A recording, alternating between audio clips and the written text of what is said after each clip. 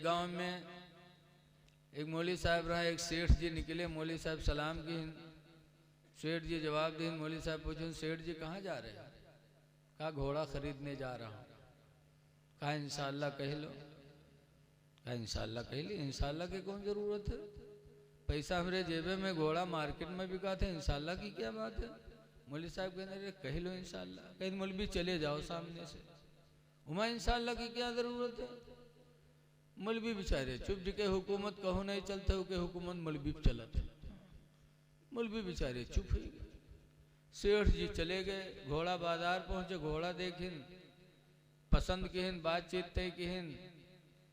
जब दाम दुकान तय हुआ तो पैसा देखा थी, जेबे में हाथ डालिन तो हाथ नीचे चला गया, देखिन जेब कटा, पैसा नदारत। तो सेठ जी की सांस जहाँ रहे हुए रुक गई। थोड़ी देर बाद खड़े रहे, जब सुकून मिला तो वहाँ से पलटे और गांव आए खाली हाथ। इत्तेफाक से वही मौलवी से फिर मुलाकात हुई गई। मौलवी कहिन कहा हुआ सेठ जी घोड़ा लाए? कहाँ मौलवी साहब इंशाअल्लाह घोड़ा बाजार गया तो इंशाअल्लाह घोड़ा भी देखा, इंशाअल्लाह घोड़ा पसंद भी आ गया, इंशाअल्लाह बातचीत भी तय हो गई, इंशाअल्लाह दाम भी तय हो गया, पैसा देने के लिए इंशाअल्लाह जेब में हाथ डाला तो इंशाअल्लाह हाथ नीचे चला गया। तो मौलवी कहने अब इंशाअल्लाह बक्का करो, अब टाइम खत्म, जब टाइम था तब तुमने कहा नहीं। ऐ लोगो असबाब पे भरोसा न करो, असबाब के पैदा करने वाले पर भरोसा करो। और जब खुदा पर भरोसा कर लोगे तो अल्लाह ताला हर हाल में आप पर नजर करम फरमाएगा। आज हम और आप हालात अपनी देख रहे हैं कि हम किस तरह परेशान हो रहे हैं। कभी इस सिलसिले में कभी सोचा कि आज ये परेशानियां हम पर क्यों हैं? खुदा की ज़मानत हमसे रूठ गई, अल्लाह की ज़मानत हमसे अलग हो गई, क्यों हमारी नमाजें छूट गई? हज़रत मुआज़ इब्न जबल से अल्लाह के नबी सल्लल्लाहु अलैहि वसल्लम ने फरमाया था कि ला ततरुकन्ना सलात मक्तूबतम मुतअम्मिदा। ऐ मुआज़ इब्न जबल गवर्नर हो गए हो लेकिन नमाज फ़र्ज को हरगिज़ हरगिज़ न छोड़ना। फ़इन्न मन तरक सलात मुतअम्मिदा, पस बेशक जिसने नमाज फ़र्ज को कसदन छोड़ दिया, फबरियत मिन्हु ज़िम्मतुल्लाह, तो अल्लाह की ज़मानत उससे हट जाती है, अल्लाह उस बंदे का जामिन नहीं रह जाता। जब हम नमाज फ़र्ज छोड़ बैठे, खुदा की ज़मानत हमसे रूठ गई, तो हम मारे नहीं जाएंगे, काटे नहीं जाएंगे तो क्या होगा? खुदा की ज़मानत जब जिन पर हुई वो हर मैदान में कामयाब रहे। ज़रा सोचो तो सही कि एक परिंदा है मुर्गा, वो नमाज फजर के टाइम बेदार करता है, तो हुज़ूर फरमाते ला तसुब्बुद्दी का, ऐ लोगों मुर्गे को गाली न दिया करो, लिअन्नहु युक़ज़ु लिस्सलाह,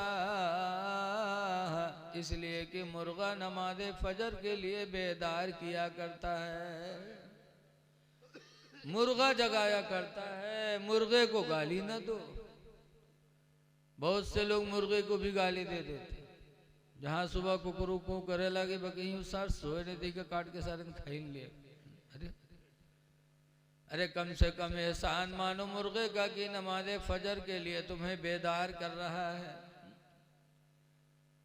जब एक मुर्गा होकर के नमाज के लिए जगा दे तो उसका दर्जा इतना बुलंद, और अगर कोई मोमिन मुसलमान होकर के सुबह नमाज फजर के लिए अज़ान दे दे तो उसका दर्जा कितना बुलंद होगा?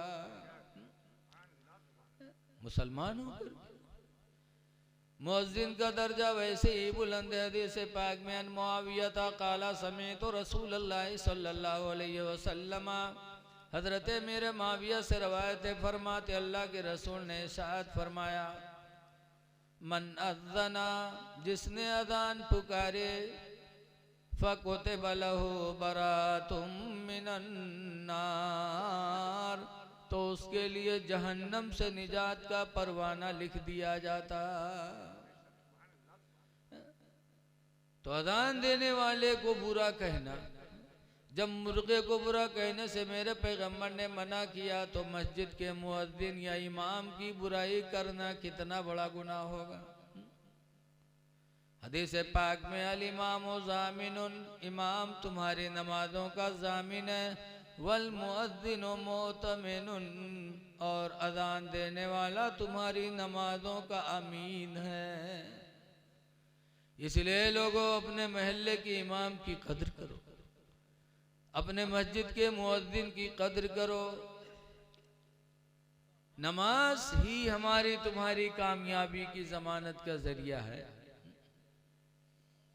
इस पुरफतन दौर में हमको अपने अखलाक की तरफ भी ध्यान देना है। आजकल देखा जाता है बहुत से लोग दीन से हटे हैं, फिर भी अल्लाह ताला उन पर अपनी नेमतें उतार रहा है, तो समझते हैं कि हम हक पर हैं, हालांकि हक पे नहीं है। अल्लाह ताला की तरफ से छूट है उनके लिए, जो मस्जिदों से दूर, मदरसों से दूर, फिर भी दौलत उन पर बरस रही है, तो ये समझ रहे हैं कि जो कुछ हम कर रहे हैं सही कर रहे हैं। सही नहीं है। वो तो वैसे ही है जैसे काबुल का एक आदमी हिंदुस्तान आया, एक मार्केट में पहुंचा तो देखा एक हलवाई तसला में हलवा सजाए हुए रखे। काबुली इंसान ने कहा भाई एक प्लेट हमको दे दो। हलवाई समझे कोनो गाहकी हो, तो एक प्लेट दिस खैस काबुली मुसलमान, फिर दूसरा प्लेट मांगी, फिर खैस। उसके बाद चल पड़ा, तो हलवाई ने पैसा मांगा, तो काबुली कहता पैसा कैसा है? तो कहा रे हलवा का। तो कहा अगर तुम कहते कि हलवा पैसे से मिलता है तो मैं कतान नहीं खाता, पैसा कहाँ मेरे पास है। तो कादी ने उसको पकड़ा, हलवाई ने पकड़ा, कादी के पास लेकर के गए। कहा साहब इसने हलवा खाया, मेरा पैसा नहीं दे रहा है। कहा भाई इसका पैसा दो। कहा अगर ये कहता कि हलवा पैसे से मिलता है तो मैं बिल्कुल नहीं खाता, मेरे पास पैसे कहाँ हैं। तो कादी ने उसको सजा दिया। कैसी सजा? उस काबुली इंसान को गधे पर बिठाला और शहर के बच्चों को जमा किया, उनके हाथ में तबला दिया और कहा है ऐसे तबला बजाते हुए पूरे शहर में इसको घुमाओ। उस जमाने में यही सजा थी। गधे पर बिठा करके पूरे शहर में बच्चों ने घुमाया, फिर छोड़ दिया। वो काबुली हिंदुस्तान से अपने काबुल गया अफगानिस्तान, वहाँ की ज़बान फारसी की। तो जब वहाँ पहुँचा तो लोगों ने पूछा कि यार ये हिंदुस्तान गया, चलो पूछा जाए हिंदुस्तान कैसा लगा। तो लोगों ने पूछा मुल्क हिंदुस्तान चगुनास्त, हिंदुस्तान का मुल्क कैसा है। तो काबुली बड़ी खुशी में बताए, कहे मुल्क हिंदुस्तान बिसियार खूब हस्त, हिंदुस्तान का मुल्क बहुत अच्छा, हलवा खुर्दन मुफ्त است, वहाँ हलवा मुफ्त में खाने को मिलता है। वह सवारी खर मुफ्त است, और गधे की सवारी भी मुफ्त में मिलती है। वह फौज तिफला मुफ्त است, और बच्चों की भीड़ भी मुफ्त में मिलती है। वह नीज ढम ढम मुफ्त است, और वहाँ ढम ढम भी मुफ्त में मिलता है। दी गई थी उसको सजा, और वो समझिस कि हिंदुस्तानी हमारा जुलूस निकाली ना। यही हाल आज के उन लोगों का है जो दीन इस्लाम से दूर होकर के आज दुनिया की रंगीनियां उनको नसीब हैं, वो समझते हैं जो कुछ हम कर रहे हैं सही है। ऐ लोगों ऐसा न करो, चंद दिन की जिंदगी है, मौत आनी ही आनी है। इसलिए जो भी लम्हात मिल जाएं उसको अल्लाह का शुक्र अदा करो, नमाजों की पाबंदियां कर लो। साहबे किराम की जिंदगी देखो। हजरत उमर रदियल्लाहु ताला अन्हु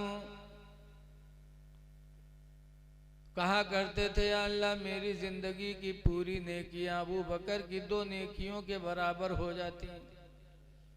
अबू बकर की 2 नेकियों के बराबर मेरी जिंदगी की पूरी नेकियां हो जाती। अबू बकर रदियल्लाहु अन्हु की 2 नेकी, एक रात की और एक दिन की। रात वाली कौन ने की? हजरत अबू बकर की, कि जब मक्का के लोगों ने हुजूर को कत्ल के लिए घेरा तो उस रात पूरा जमाना दुश्मन था मेरे नबी का, लेकिन उस रात भी हजरत अबू बकर ने हुजूर का साथ दिया, तो रात वाली नेकी हो गई। और दिन जब हुजूर का विसाल हुआ और हुजूर के विसाल के बाद लोगों ने समझा कि अब इस्लाम मिट जाएगा, तो ज़कात देने से लोग इनकार करने लगे, तो हजरत अबू बकर ने तलवार उठाई और कहा, खुदा की कसम मैं उस वक्त तक लोगों से जिहाद करूंगा जब तक के जिस रस्सी में ऊंट को बांधते उस रस्सी की भी ज़कात नहीं देंगे तो मैं उनसे जिहाद करूंगा। तलवार लेके निकल पड़े अमीरुल मोमिनीन हजरत अबू बकर। तो हजरत उमर ने कहा था, अमीरुल मोमिनीन अभी अभी हुजूर का विसाल हुआ है, आप तलवार न उठाओ, जिहाद न करो, वरना लोग ईमान से दूर हो जाएंगे, इस्लाम से। ऐसा मत करो, कुछ नरमी बरतो। तो हजरत अबू बकर को जलाल आया था, फरमाया था, अंता जब्बारुन फिल जाहिलियत, उमर तुम जमाने जाहिलियत में तो बहादुर थे, व खव्वारुन फिल इस्लाम, और इस्लाम में बुज़दिल हो गए। कद इनक़ताल वहियो, उमर वही खत्म हो गई। वतम्मद दीनो, अल्लाह का दीन मुकम्मल हो गया। अयुन कसो, क्या वो दीन कम हो जाए? वाना हय्युन, और मैं जिंदा रहूं? खुदा की कसम ऐसा कभी नहीं होगा। हजरत अबू बकर ने जिहाद किया। जब लोगों ने देखा कि अरे ये तो हुजूर का विसाल हो गया, लेकिन इस्लामी निज़ाम कभी मिटने वाला नहीं है, तो लोग फिर ज़कात देने लगे, और जो मुर्तद हो गए थे फिर इस्लाम को कबूल कर लिया। तो ये दिन वाली नेकी है। हजरत उमर कहा करते थे, या अल्लाह मेरी जिंदगी की पूरी नेकियां अबू बकर की 2 नेकियों के बराबर मान लेता। ये सहाबा थे जो हर वक्त अल्लाह को राज़ी करने के लिए सोचा करते थे। आज हम दुनिया में इस तरह से डूबे हुए हैं कि हमारी शाम गुजरती सुबह गुजरती हमको एहसास नहीं कि जिस खुदा ने हमें पैदा किया उसका शुक्र भी हमें अदा करनी है कि नहीं अदा करनी है। ऐ लोगों, नमाज़ों की पाबंदी करो और रिज़्क़ हलाल खाने की कोशिश करो। हलाल रोज़ी ये बहुत बड़ी इबादत है, बग़ैर इसके हमारी इबादतें भी कबूल नहीं हो सकती। इसीलिए अल्लाह का हुक्म है, या अय्युहल्लज़ीना आमनू इज़ा क़ुदियतिस सलाह, ऐ ईमान वालो जब नमाज पूरी हो जाए, फंतशिरू फिल अर्द, तो ज़मीन में फैल जाओ, वब्तगू मिन फ़ज़लिल्लाह, और अल्लाह की ज़मीन में फैल करके अल्लाह की दी हुई रोज़ी को तलाश करो। मस्जिद में न पड़े रहो, बल्कि मस्जिद से नमाज पढ़ के निकल लो और इसके हलाल की तलाश करो। हलाल रोज़ी तलाश करने के लिए घर से निकलना ये भी सहाबा की सुन्नत है। एक सहाबी ससुराल में रहते थे, 2 मंजिला मकान था, नीचे सास ससुर, ऊपर बिटिया दामाद। रोज़ी कमाने के लिए घर से निकलने लगे। जैसे आज हम लोग दिल्ली बम्बई जाते हैं, ऐसे वो भी निकले। जब निकले तो निकलते वक्त उन्होंने अपनी बीवी से कहा, ला तंजली मिनल उलुवी इला सफली, ऐ मेरी बीवी तुम ऊपर से नीचे न उतरना, हत्ता रुजिअ मिन सफरिना, यहाँ तक कि मैं सफर से वापस आ जाऊं। ये कह के चले गए। नीचे उस लड़की के बाप रहते थे। हदीस में फमरदा अबूहा, तो उस लड़की का बाप बीमार हो गया। लड़की नीचे बाप, लड़की ऊपर बाप नीचे, बाप बीमार हो गया। जब लड़की ने सुना कि मेरे अब्बा की तबीयत खराब है, और ये भी सोचा कि मेरे शौहर मना करके गए थे कि नीचे न उतरना, तो हदीस में फारसलत इमरातन इला रसूलिल्लाह, तो उस औरत ने, उस लड़की ने एक औरत को हुजूर के पास भेजा कि जाके हुजूर से मसला पूछो कि क्या मैं नीचे बाप को देखने के लिए उतर सकती हूँ, मेरे शौहर ने मना किया था। जब हुजूर से पूछा फ़क़ाल रसूलुल्लाह ला, तो सरकार ने फरमाया नहीं, हत्ता ततीअ ज़ौजके, उससे कह दो नहीं नहीं, यहाँ तक कि तू अपने शौहर की फरमाबरदारी कर, नीचे न उतर। नीचे नहीं उतरी, लिखा है फस्तद्दु मर्ज़ु अबीहा, तो उसके बाप की बीमारी और बढ़ गई। सुम्मा अरसलत इमरातन इला रसूलिल्लाह, फिर उसने एक औरत को हुजूर के पास भेजा कि जाके हुजूर से पूछो कि इसी सूरत में उतर सकती हूँ कि नहीं। फ़क़ाल रसूलुल्लाह ला, तो सरकार ने फरमाया नहीं। हदीस में हत्ता माता अबूहा, यहाँ तक कि उसके बाप का इंतकाल हो गया। लड़की ऊपर है, बाप नीचे, बाप का इंतकाल हो गया। तो हदीस में फसुम्मा अरसलत इमरातन इला रसूलिल्लाह, तो उसने फिर एक औरत को बारगाह नबी में भेजा कि जाके पूछो कि मेरे बाप का इंतकाल हो गया, मैं बाप का चेहरा देखने के लिए नीचे उतर सकती हूँ कि नहीं। जब पूछा तो सरकार ने फरमाया ला, नहीं, नीचे नहीं उतर सकती, तो अपने शौहर की फरमाबरदारी कर। नीचे नहीं उतरी, लड़की के बाप का जनाजा तैयार हुआ। अल्लाह के रसूल भी जनाजे में तशरीफ ले गए। नमाज दफनाने लगे तो दफनाने के वक्त एक गैबी आवाज आई, कद गफरतु बिहसनाति बिन्तिही, मैंने इसको बख्श दिया इसकी लड़की की नेकियों के वसीले से। जब ये गैबी आवाज़ आए तो सरकार मुस्कुरा के फरमाते हैं, लोगों देखो ये वो खुश नसीब इंसान है कि आज बख्शा जा रहा है तो अपनी लड़की की नेकी के वसीले से बख्शा जा रहा है। इससे पता चला कि औलाद की नेकी माँ बाप के काम आ सकती है। औलाद नेकियां करेंगी तो माँ बाप भी उसके वसीले से अल्लाह की रहमत के मुस्तहिक हो जाएंगे। और दूसरी बात ये भी मालूम हुई कि शौहर की इताअत कितनी ज़रूरी है, अल्लाह के नबी ने फरमा दिया। हमारी माँ बहनों को भी चाहिए कि शौहरों को राज़ी करें, उसी में खुदा की भी रज़ा है, और हम और आप उनके साथ अच्छा सलूक करें। इसीलिए हदीस पाक में नबी हुरैरा काला काला रसूलुल्लाह, हज़रत अबू हुरैरा फरमाते अल्लाह के रसूल ने इरशाद फरमाया, अस्तौसू बिन्निसाई खैरा, ऐ लोगों मैं तुम लोगों को वसीयत करता हूँ कि औरतों के साथ भलाई किया करो। क्यों? फ़इन्नहुन्ना खुलिक़ना मिन दिल्इन, इसलिए कि औरतें टेढ़ी पसली हड्डी से बनाई गई हैं। टेढ़ी हड्डी से इनकी पैदाइश हुई है। टेढ़ी हड्डी सीधी करोगे तो टूट तो जाएगी, लेकिन वो हड्डी सीधी नहीं होगी। ऐसी औरतें इनका ज़्यादा सुझई हो तो तिलाक तो ले ले, लेकिन सुझई है ना। तो अल्लाह के नबी फरमाते इनके साथ भलाई किया करो। दोनों में एक दूसरे के साथ अच्छा सलूक करने का हुक्म मेरे नबी ने दिया। नेकियां कर लो।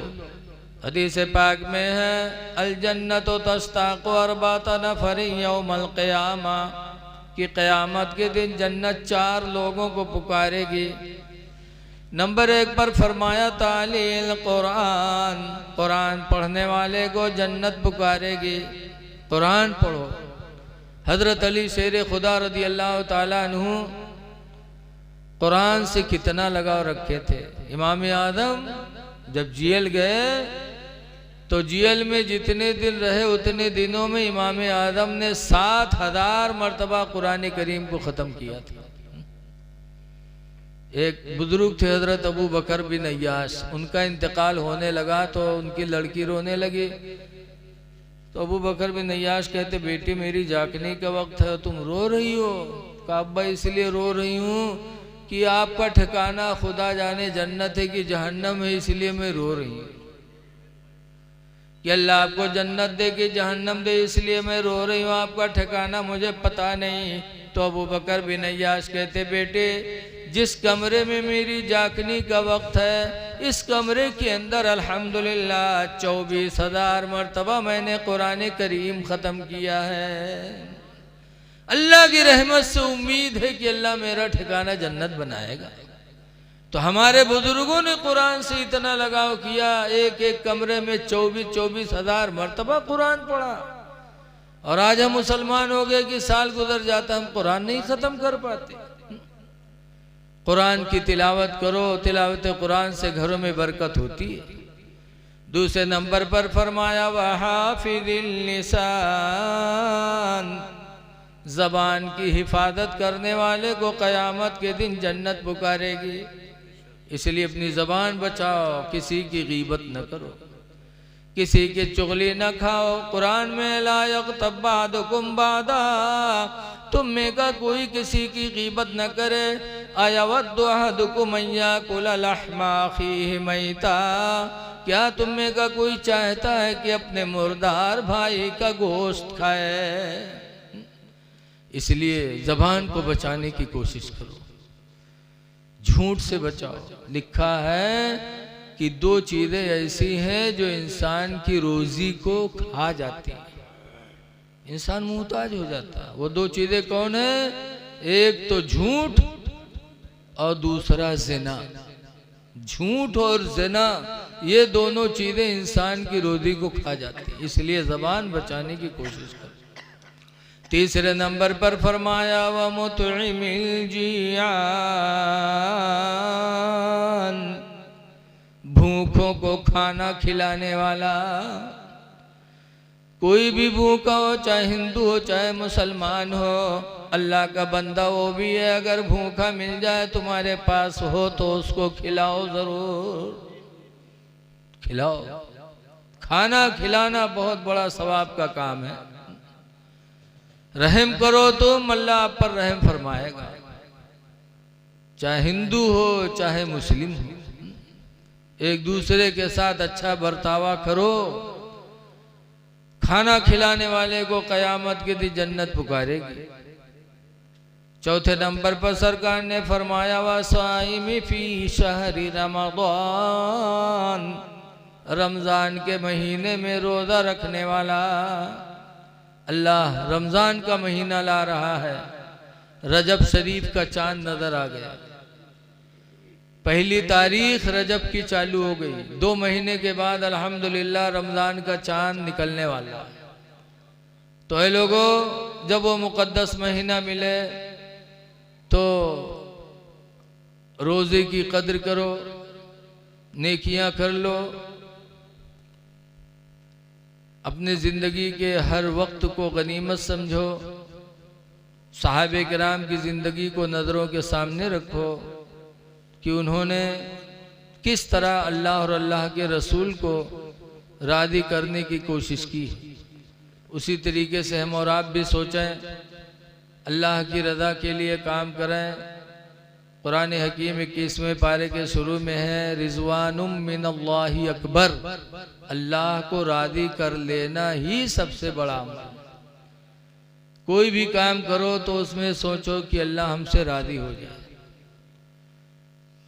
इसलिए कि बुखारी की हदीस है, सबसे पहली हदीस यही है, इन्नमल अमालु बिन्नियात, बेशक अमलों का दारो मदार नियत पर है। फमन कानत हिजरतहु इलल्लाहि व रसूलिही, तो जिसकी हिजरत अल्लाह और उसके रसूल के लिए होगी, फहिजरतहु इला मा हाजरा इलैह, तो उसकी हिजरत वहीं तक होगी जहाँ तक उसने किया, या अल्लाह के रसूल की रज़ा उसको मिल जाएगी। देखो, मुसलमानों ने मक्का छोड़ा था, जब हुजूर ने हिजरत की तो मुसलमानों ने भी हिजरत किया। बीवी बच्चे घर मकान सब छोड़ दिया, अल्लाह के रसूल की मोहब्बत में मदीना पहुंच गए। जब वहां पहुंचे तो मदीने के अंसारियों ने बड़ी कुर्बानी की। देखा कि ये सब इस्लाम के नाम पर सब छोड़ आए हैं, तो मदीने के अंसारियों ने अपना घर भी दिया। और जिसके निकाह में 2 बीवियां थी, एक बीवी को तलाक दे के एक मुहाजिर को दे दिया। इस तरीके से जो मक्का से गए थे बगैर बीवी के थे, बीवी वाले हो गए। जो मक्का में गरीब थे, मदीने में जाकर मालदार हो गए। मदीने के अंसारियों ने इतना दिया मुहाजिर मुसलमानों को। तो मक्का में जो मुनाफिकीन थे वो लोग सुनिन कि अरे यार फलनवा यहाँ गरीब रहा है, हुआ गवा पैसों पाएगा तमाम और मेहरू पाएगा। वह जो मुनाफिक थे वो मक्का से चल पड़े, किस लिए कि मदीना जाएंगे तो हमें औरतें भी मिल जाएंगी, दौलत भी मिलेगी। तो औरत और दौलत की चक्कर में वो मक्का छोड़कर मदीना पहुंच गए। जब मदीना पहुंचे तो सरकार ने फरमाया था इन्नमल अमालु बिन्नियात, बेशक अमलों का दारो मदार नियत पर है, जिसकी जैसी नियत होगी उसको वैसे उसका सिला मिलेगा। तो हर काम में नियत अच्छी रखो। इसीलिए हजरत अबू हुरैरा रदियल्लाहु अन्हु रवायत करते हैं कि लोगों अमलों में खुलूस पैदा करो, इखलास पैदा करो, इसलिए कि तुम्हारे अमलों का परखने वाला बड़ा दाना है, अल्लाह बहुत अक्लमंद। तो इसलिए ये इसाले सवाब की महफिल है। देखिए हर मुसलमान का फ़र्ज बनता है कि अपने भाई के लिए दुआ करो। हज़रत उमर रदियल्लाहु ताला अन्हु ने भी वसीयत किया था कि लोगों अपने भाई उमर के लिए दुआए मग़फ़िरत करो। हज़रत अबू हुरैरा रदियल्लाहु ताला अन्हु ने भी यही वसीयत किया। तो दुआ करो, अल्लाह ताला हमारे हाफिज़ सद्दाम साहब के वालिद को और तमाम ईमान वालों की अल्लाह ताला मग़फ़िरत फरमाए और अल्लाह उनके कब्र को बुक़्क़े नूर बना दे। अब देखिए टाइम भी हो चुका और हज़रत अल्लामा सुभान रज़ा साहब की तकरीर भी बाकी है। इन्हीं चंद बातों के साथ मैं अपनी तकरीर ख़त्म कर रहा हूँ। अल्लाह ताला हमको आपको आमाल सालिहा की तौफ़ीक़ अता फ़रमाए। अस्सलामु अलैकुम व रहमतुल्लाहि व बरकातुहू।